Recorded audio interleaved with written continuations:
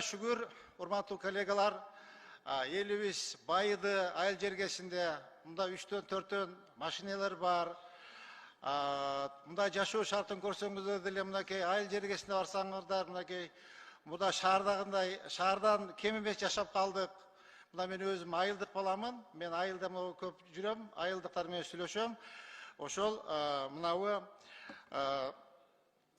инфраструктура жашаган шарттары шаардыктардан кем эмес да. Мен айтайын дегеним, урматтуу коллегалар, ушул жылкыга, малга, ири мүйүздүү малга, андан койго салык киргизсек деген оюмду айткым келет да.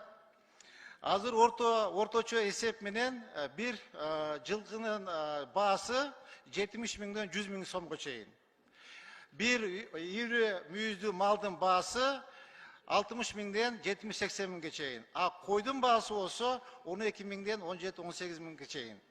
Eğer urmatlı kollegalar uşularda salı kirgizçi bolsa durgan bolsa koyga bir yılına 100 somdan